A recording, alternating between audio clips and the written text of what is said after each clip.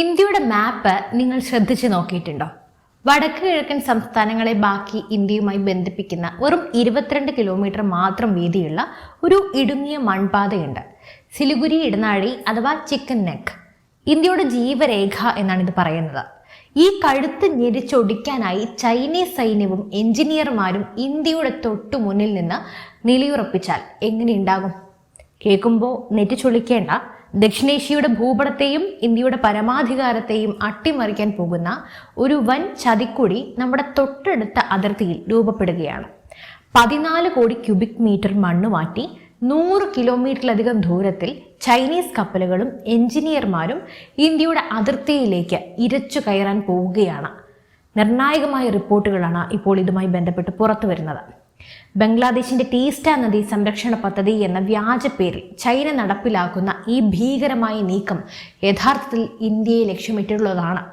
ഭാരതത്തിന്റെ സുരക്ഷാ ഏജൻസികളെ മുൾമുനയിൽ നിർത്തുന്ന ആ ഞെട്ടിക്കുന്ന വിവരങ്ങൾ കൃത്യമായ ഡാറ്റകളുടെയും ഭൗമരാഷ്ട്രീയത്തിന്റെയും അടിസ്ഥാനത്തിൽ നമ്മൾ ഇന്ന് പുറത്തുവിടുകയാണ്. കഥയുടെ തുടക്കം ബംഗ്ലാദേശിലെ സമീപകാല രാഷ്ട്രീയ അട്ടിമറികളിൽ നിന്നാണ്. 2024 വിദ്യാർത്ഥി പ്രസ്ഥാനത്തിനും തുടർന്ന് 2026 ഫെബ്രുവരിയിൽ നടന്ന പൊതു തെരഞ്ഞെടുപ്പിനും ശേഷം ഇന്ത്യയുമായി നല്ല സൗഹൃദത്തിലായിരുന്ന ബംഗ്ലാദേശ് നാഷണലിസ്റ്റ് പാർട്ടി അഥവാ BNP നേതൃത്വത്തിലുള്ള പുതിയ സർക്കാർ ധാക്കയിൽ അധികാരമേറ്റു. പുതിയ പ്രധാനമന്ത്രി താരിഖ് റഹ്മാൻ അധികാരം പിടിച്ചതോടെ ചൈനീസ് അനുകൂല നിലപാടുകളിലേക്ക് ബംഗ്ലാദേശ് അതിവേഗം ചുവടുമാറ്റുകയായിരുന്നു. ജൂൺ 22 മുതൽ 26 വരെ താരിഖ് റഹ്മാൻ ബീജിംഗിലേക്ക് ഒരു ഔദ്യോഗിക സന്ദർശനം നടത്തി, അഥവാ ചൈനയിലേക്ക് പോയി. ചൈനീസ് പ്രസിഡന്റായ ഷീ ജിൻപിങ്, പ്രീമിയർ ലീ ക്വയാങ് എന്നിവരുമായി നടത്തിയ രഹസ്യവും പരസ്യവുമായ ചർച്ചകളുടെ പ്രധാന അജണ്ട ഇതായിരുന്നു: Teesta river comprehensive management and restoration project അഥവാ TRCMRP. ഇന്ത്യ കാലങ്ങളായി എതിർക്കുന്ന ഇന്ത്യയുടെ സുരക്ഷയ്ക്ക് ഭീഷണിയായ ഈ വൻകിട പദ്ധതിക്ക് ചൈന തങ്ങളുടെ പൂർണ്ണ പിന്തുണയും സാമ്പത്തിക സഹായവും വീണ്ടും പ്രഖ്യാപിച്ചിരിക്കുകയാണ്. ചൈനീസ് വിദേശകാര്യ മന്ത്രാലയ വക്താവായ ഗുവോ ജിയാകുൻ മാധ്യമങ്ങളോട് പറഞ്ഞത് ഇത് മൂന്നാം കക്ഷിയെ ലക്ഷ്യം വെച്ചുള്ളതല്ല എന്നാണ്. എന്നാൽ ചൈനയുടെ ചരിത്രം അറിയുന്ന ആർക്കെങ്കിലും ഈ വാക്ക് വിശ്വസിക്കാൻ കൊള്ളുമോ? ചൈനയെ വിശ്വസിക്കാൻ കൊള്ളുമോ എന്ന ചോദ്യത്തിന് പോലും ഇവിടെ പ്രസക്തിയില്ല, അല്ലേ? ഇന്ത്യ എന്തുകൊണ്ടാണ് ഈ പദ്ധതിയെ ഇത്രയധികം എതിർക്കുന്നത് എന്ന് മനസ്സിലാക്കണമെങ്കിൽ ഇതിന്റെ ഭൂമിശാസ്ത്രപരമായ സ്ഥാനം നമ്മൾ ആദ്യം കാണണം. ഈ പദ്ധതി നടപ്പിലാക്കാൻ ഉദ്ദേശിക്കുന്നത് വടക്കൻ ബംഗ്ലാദേശിലാണ്, അതായത് ഇന്ത്യയുടെ ഏറ്റവും തന്ത്രപ്രധാനമായ സിലിഗുരി ഇടനാഴിക്ക് തൊട്ടടുത്ത് ചിക്കൻ നെക്കിന്റെ ഏകദേശം വെറും കിലോമീറ്ററുകൾ മാത്രം വ്യത്യാസമുള്ള സ്ഥലത്ത്. എന്താണ് ഈ സിലിഗുരി ഇടനാഴിയുടെ പ്രത്യേകത എന്ന് ഞാൻ ആദ്യം നിങ്ങൾക്ക് പറഞ്ഞ് മനസ്സിലാക്കി തരാം. ഇത് ഇന്ത്യയുടെ വടക്ക് കിഴക്കൻ സംസ്ഥാനങ്ങളായ അസം, നാഗാലാൻഡ്, മണിപ്പൂർ, അരുണാചൽ പ്രദേശ് എന്നിവയെ ബാക്കി ഇന്ത്യയുമായി ബന്ധിപ്പിക്കുന്ന ഏക കരമാർഗമാണ്. യുദ്ധമുണ്ടായാൽ ഈ 22 കിലോമീറ്റർ പ്രദേശം ചൈന പിടിച്ചെടുത്ത ഇന്ത്യക്ക് തങ്ങളുടെ വടക്ക് കിഴക്കൻ സംസ്ഥാനങ്ങളിലേക്കുള്ള സൈനിക സാധന സാമഗ്രികളുടെ നീക്കം പൂർണ്ണമായും തടസ്സപ്പെടും. ഇത്തരമൊരു തന്ത്രപ്രധാന മേഖലയുടെ തൊട്ടടുത്തേക്ക് ചൈനീസ് സർക്കാർ ഉടമസ്ഥതയിലുള്ള പവർ ചൈന പോലെയുള്ള കമ്പനികളും ആയിരക്കണക്കിന് വരുന്ന ചൈനീസ് എഞ്ചിനീയർമാരും അത്യാധുനിക യന്ത്ര സാമഗ്രികളും ദീർഘകാലത്തേക്ക് വന്ന് താവളമടിക്കാൻ പോകുന്നു. ഇത് കേവലം ഒരു ജലസേചന പദ്ധതിയല്ല, മറിച്ച് ഇന്ത്യയുടെ വാതിൽക്കൽ വന്ന് ചൈനീസ് സൈന്യത്തിന് താവളം ഒരുക്കാനുള്ള മുൻകൂർ പ്ലാനാണിത്. ഒരു നദീതട വികസന പദ്ധതി നടപ്പിലാക്കണമെങ്കിൽ അതിന് വിപുലമായ ഹൈഡ്രോഗ്രാഫിക് സർവേകളൊക്കെ ആവശ്യമാണ്. നദിയുടെ ആഴം, അടിത്തട്ടിലെ ഘടന, പ്രദേശത്തെ ഭൂപ്രകൃതി എന്നിവയെല്ലാം അത്യാധുനിക സാങ്കേതിക വിദ്യ ഉപയോഗിച്ച് മാപ്പ് ചെയ്യപ്പെടും, അല്ലേ? ഇന്ത്യൻ പ്രതിരോധ വിദഗ്ധർ ചൂണ്ടിക്കാണിക്കുന്ന പ്രധാനപ്പെട്ട അപകടം ഇതാണ്. ഒന്നാമത് നിരീക്ഷണം അഥവാ സർവൈലൻസ്.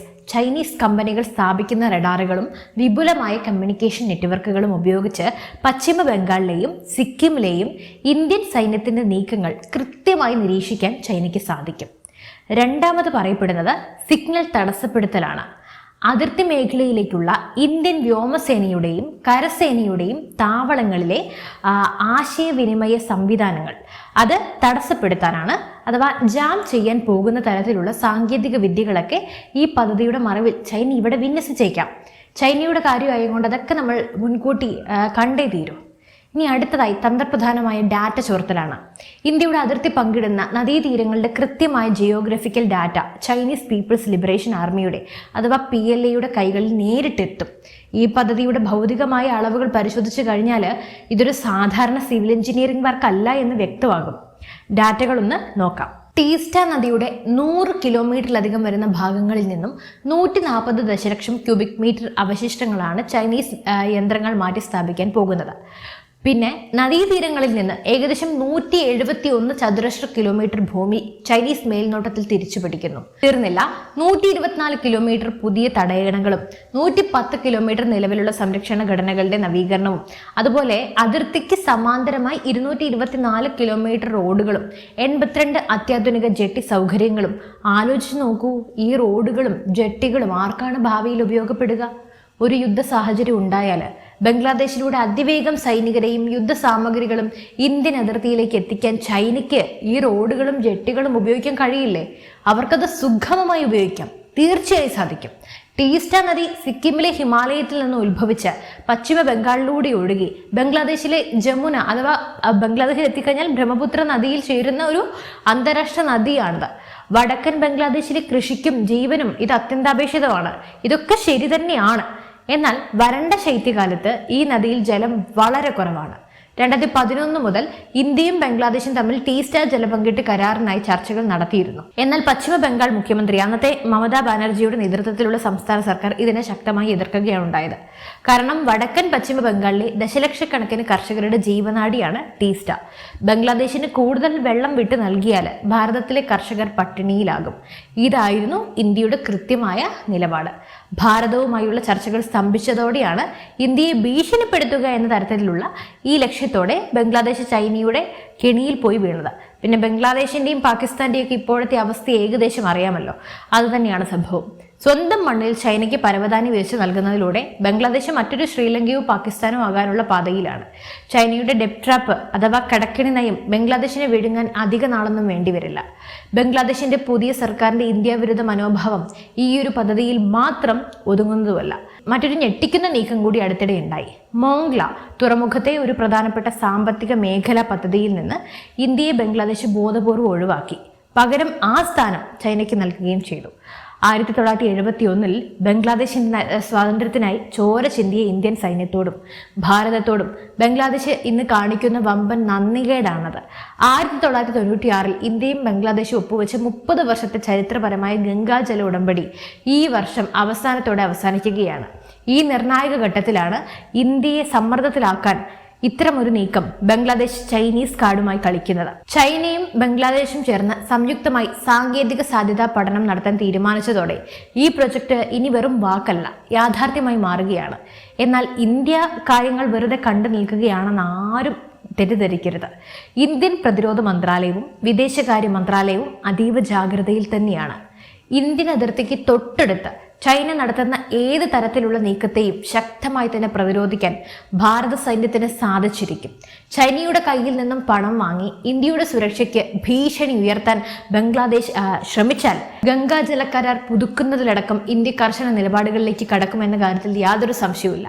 ചൈനയുടെ സാമ്പത്തിക അധിനിവേശത്തിന് മുന്നിൽ ബംഗ്ലാദേശ് തങ്ങളുടെ പരമാധികാരം പണയം വെക്കുമ്പോൾ ഇന്ത്യ സ്വന്തം അതിർത്തികൾ കാക്കാൻ കൂടുതൽ കരുത്തോടെ തന്നെയാണ് നിലയുറപ്പിക്കുന്നത്. അക്കാര്യത്തിൽ യാതൊരു ആശങ്കയും നമുക്ക് വേണ്ട ആവശ്യമില്ല. കാരണം ഇത് ഇന്ത്യയാണ്, പുതിയ ഇന്ത്യ. ഭാരതത്തിന്റെ സുരക്ഷയെ ബാധിക്കുന്ന ഈ വിഷയത്തിൽ നിങ്ങളുടെ അഭിപ്രായം എന്താണ്? തീർച്ചയായും നിങ്ങളുടെ അഭിപ്രായങ്ങൾ താഴെ കമന്റ് ചെയ്യൂ. മറ്റൊരു വിഷയമായി വീണ്ടും എത്തും വരെ നന്ദി.